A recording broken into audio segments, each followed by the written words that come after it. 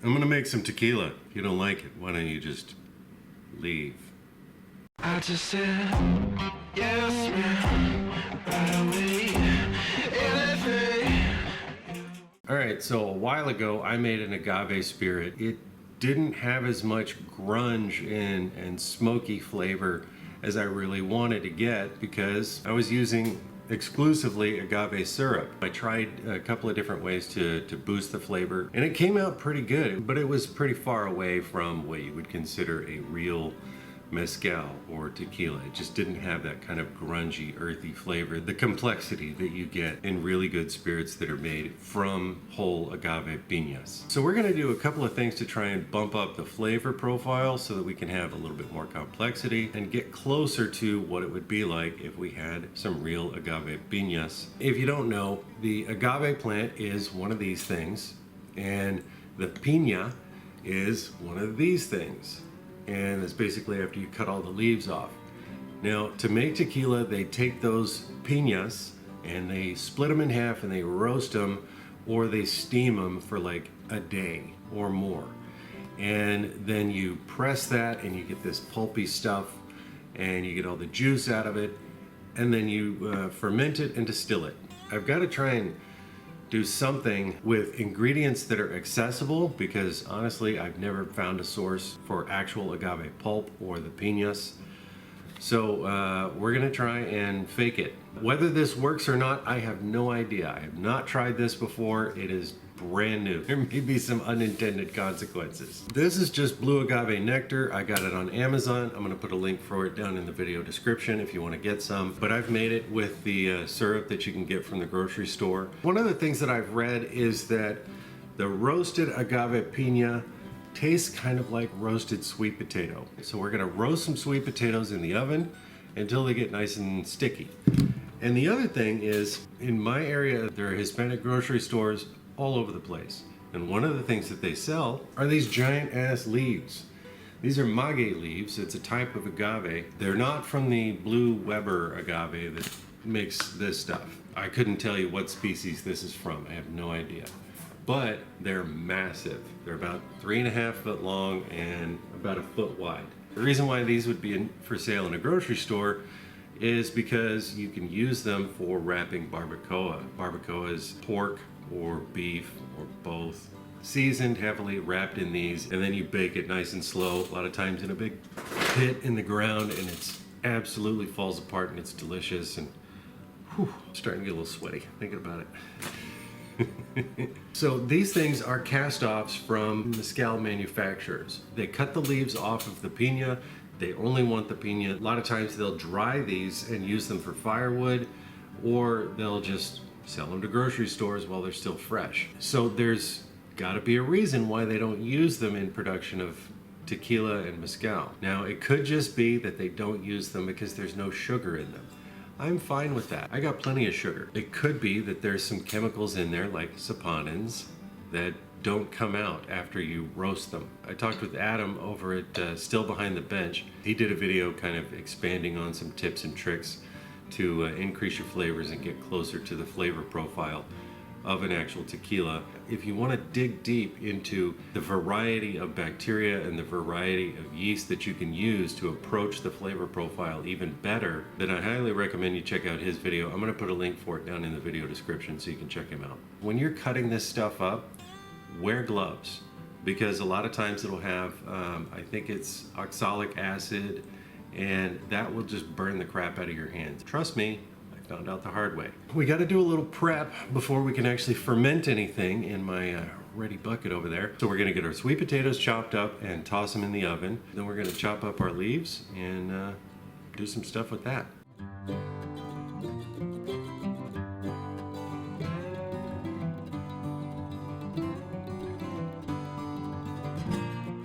Alright, so now I'm going to make my house smell probably pretty bad. I'm going to turn on my burners here and char these guys to get some roasty charred flavor on them, and then we'll go on from there.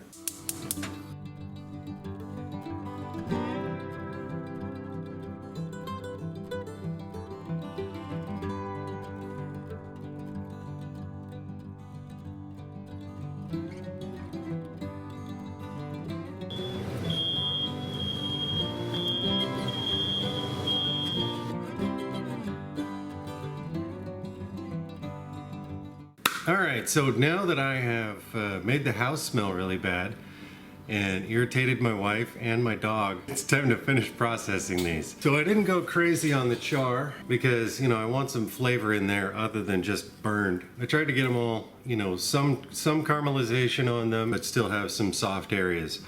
So what we're gonna do is chop this up into just some little cubes and then throw them into our Instapot and pressure cook them. I think it's gonna be in stages. I'll do 4 hours and then see how they look and see how they smell. Now again, this may be completely pointless. These might have some undesirable chemicals in them that are just gonna give us some off flavors, and I won't know that until I'm done cooking them. But what I'm mainly after is the terpenes. Terpenes are the big flavor compound. You can use orange terpenes for cleaning, stuff like that. It's a common compound and it's very volatile, very strong tasting. That's gonna give you a lot of the flavor. Now this, almost sweet, cooked plant matter kind of smell. Hard to describe. If you ever cooked cactus or anything like that on the grill, it's kind of like that. We're just gonna chop this up, throw it in the Instapot, and then we'll see what happens.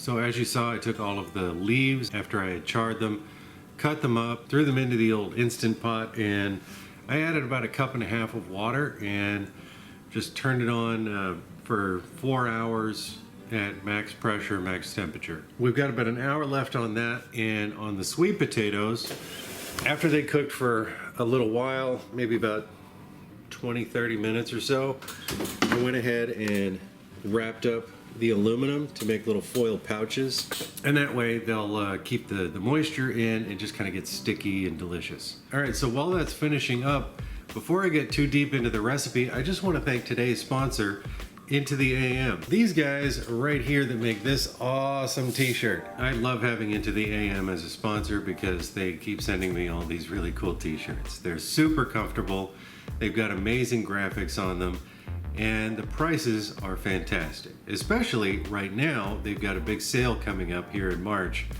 and I think they're gonna have about 40% off. So if you use my link down in the video description, plus the little coupon code, you're gonna get 40% plus my discount on top of that. So they constantly have new designs coming up all the time, and so I recommend that when you get to the website, you check the new section and look through to see what the new offerings are, because they're always cool. If you guys want to get some, again, the link is down in the video description, and use this coupon code to get an extra discount. Agave syrup fermenting can be kind of problematic. There's several factors that you need to keep in mind. One, the pH is going to crash.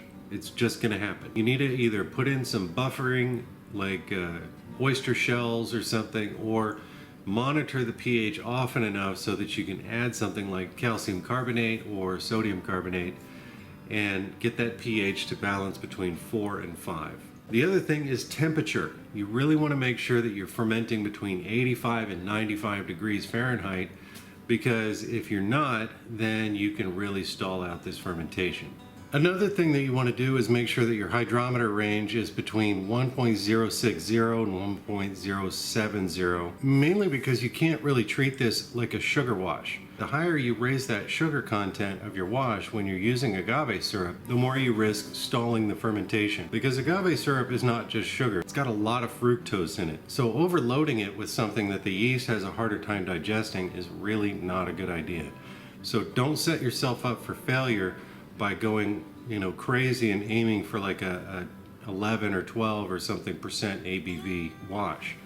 Just go for 1.070 as your ceiling. Another thing you can do is to make sure that you stage your nutrient levels. Your yeast nutrients that you're going to put in at the beginning of the wash, you can kind of cut that in half and then add the remaining nutrients after you drop down about 30% in your sugar content, or you could just wait about 24 to 48 hours. What that does is it keeps the yeast energized, it keeps it going, it gives it more energy to be able to process all those remaining sugars. There's a lot of different yeasts that you can use. There are some that are specifically made for agave. There's Safe Tech Blue, and there's Distillamex for tequila. I couldn't get those in time, and I am ready to start this wash, so I'm just going to use some Distiller's Active Dry Yeast, some good old daddy, And that's what I used last time, and it just chewed right through it. If you use the stuff that's specifically designed for tequila, you're going to get an even better ester profile that's going to give you a better flavor on the final end. The last thing you really need to do is make sure that you oxygenate your wash.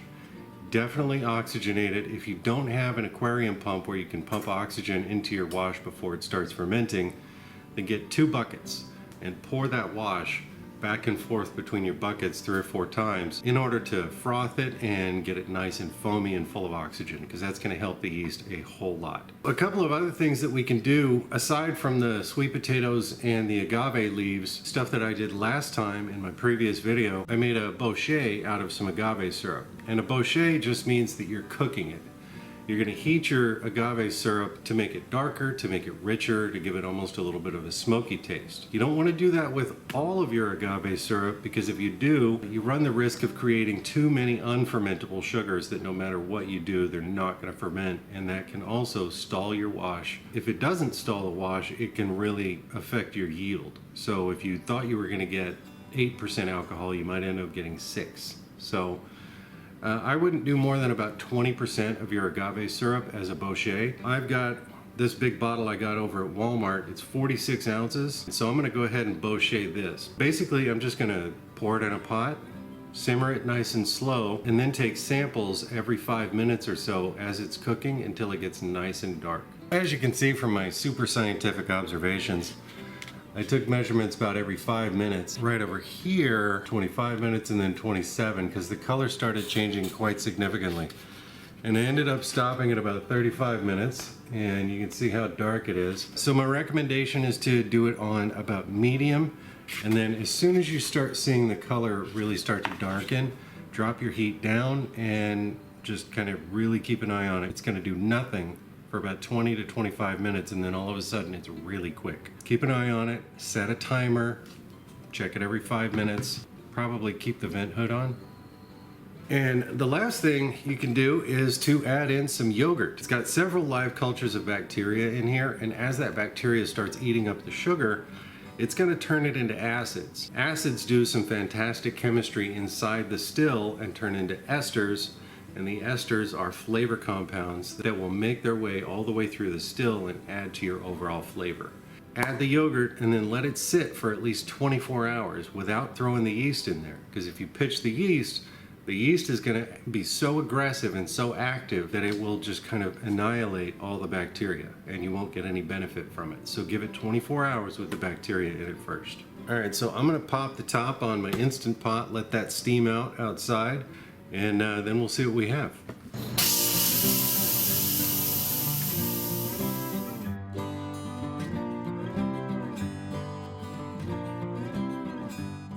After 4 hours in the pressure cooker, this stuff is still like boot leather, so I'm going to let it go for probably 24 hours. The cool thing is that the aroma is not like objectionable. So when I popped it open, there was a slight sweet aroma, cooked sugar, burned sugar. It's got almost a savory, a little bit salty character to it, but nothing weird, nothing like broccoli or vegetal. I'm cautiously optimistic that these are gonna work out in the mash, and it's not gonna screw with anything. All right, so now we've got our bochet syrup done, and we're gonna start building this wash. The agave leaves are still cooking in the Instant Pot, but in the meantime, we can go ahead and throw everything together and get everything else working. First things first, let's get the bochet syrup into our bucket.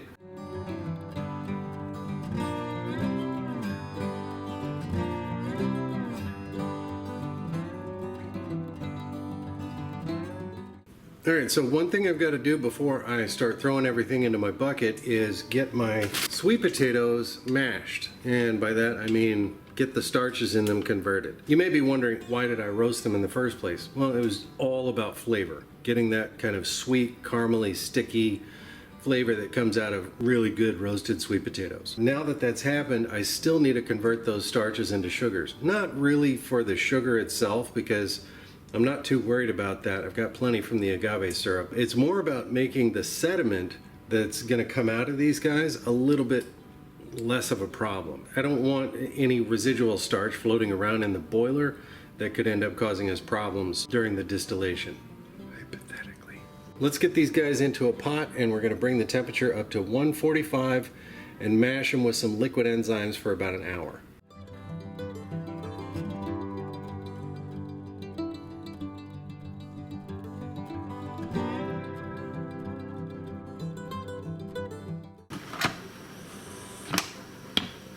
These leaves, they look completely burned and messed up and, you know, gross, but they're not. This is just the color that they turn from being in the pressure cooker for about 20 cumulative hours. Here's the cool thing. They smell like smoky raisins. I don't know how else to describe it. Charred, smoky raisins, maybe a little fig. So I am really looking forward to this. Now here's another thing I did. I wasn't sure if the leaves were going to affect the viability of the fermentation. I didn't know if some compound in the leaves was going to stop the yeast or stall it or something like that. So what I did is about 6 hours ago, I took one of these chunks of leaves and a couple of tablespoons of sugar and some of the agave syrup. I ground it up in the blender and I threw some yeast in just to see what would happen. And here's what's happening. This stuff is churning like crazy. So I think we're gonna be fine. All right, so now I've got to grind these leaves up in my blender and add them to the wash.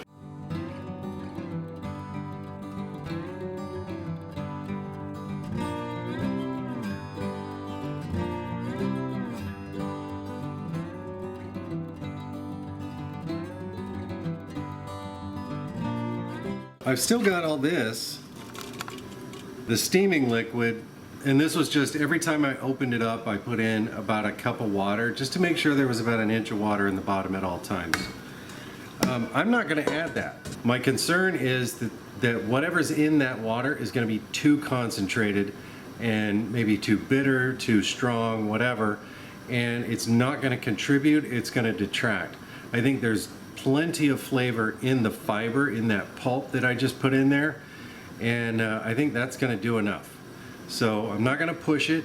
This is the first experiment using these agave leaves and I don't want to ruin it. Now we're going to get this topped up with water and check our gravity reading.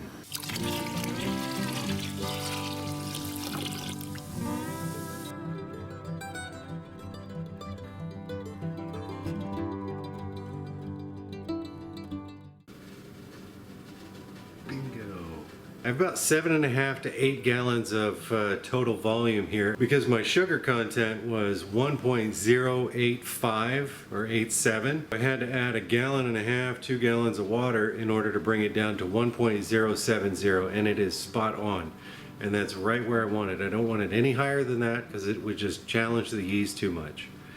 All right, so I'm gonna go ahead and add my yeast nutrient, pitch my yeast, and aerate this. Just like I mentioned before, we want this to be super healthy.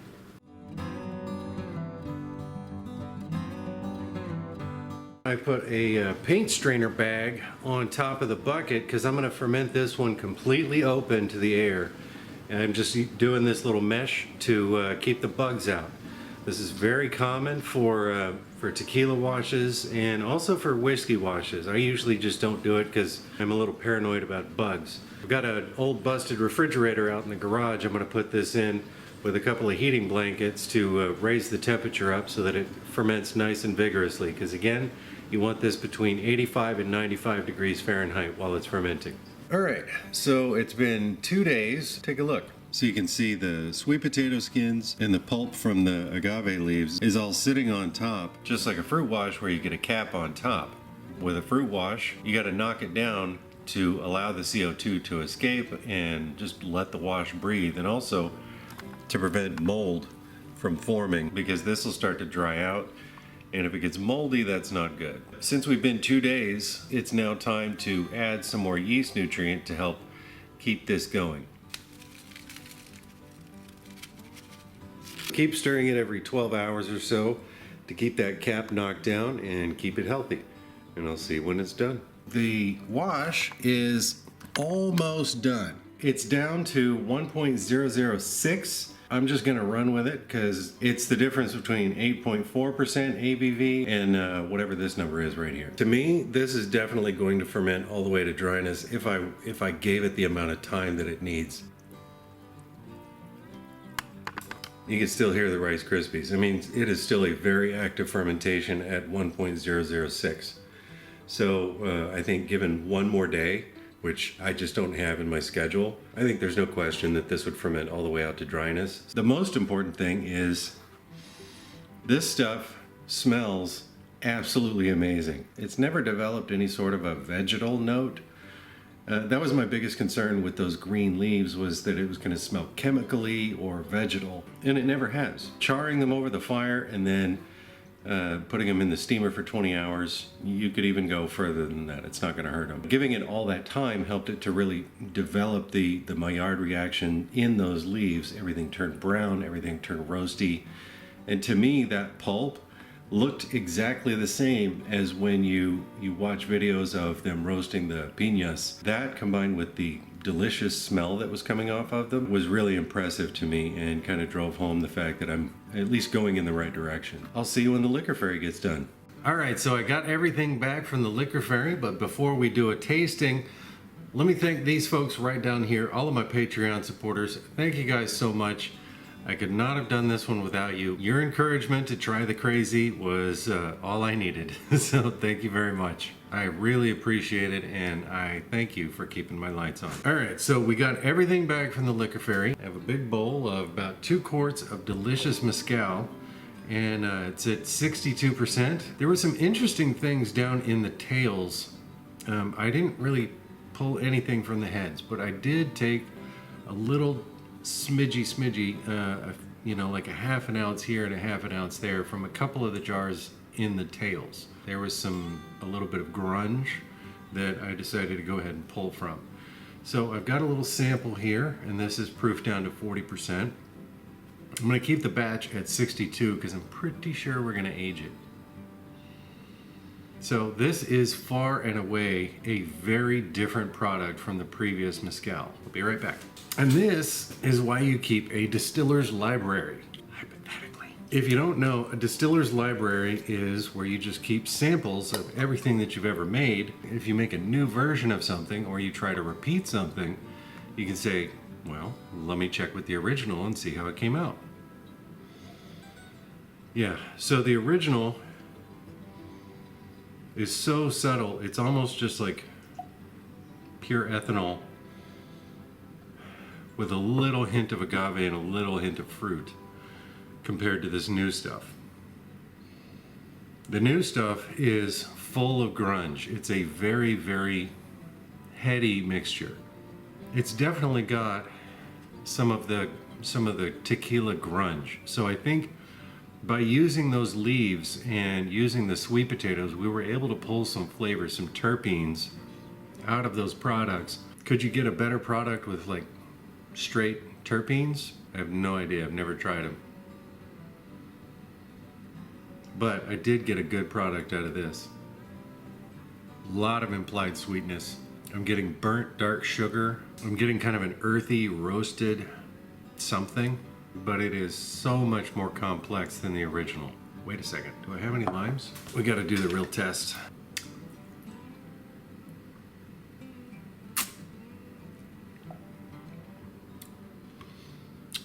That's really good. Okay, yeah. Now it tastes like tequila. I'm not used to drinking white tequila like that, just straight. So it took me a second. I had to do the triggering mechanism. So yeah, I am ridiculously pleased with this one. I think we're about 90 to 95% there. I haven't tried the agave terpenes that you can buy online. So I think I'm gonna have to try that next just to see if we can get even closer. But using all natural ingredients that I was able to source at various grocery stores, I am incredibly excited about this. Should you try it? Yeah. With a little bit of lime and some salt, makes a damn fine shooter. but I think it's really going to shine when we age it. So I've got to figure out what I'm going to age it on. You know what? Do me a favor and post some suggestions on what I should age this on. I know used white oak is traditional. I'm not 100% sure if that's the only direction I want to go. So give me your thoughts down below. I think we're going to keep tinkering with this one, but honestly, if this is as far as I ever go, I'm going to be happy with this. My suspicion is that I'm really going to be happy with it once it's aged. Yay! This was a tricky one. There was a lot going on in this one. It was tricky, but I'm really glad we did it. If you enjoyed this video, do me a favor and hit the like button because it really helps out the channel. I am not kidding.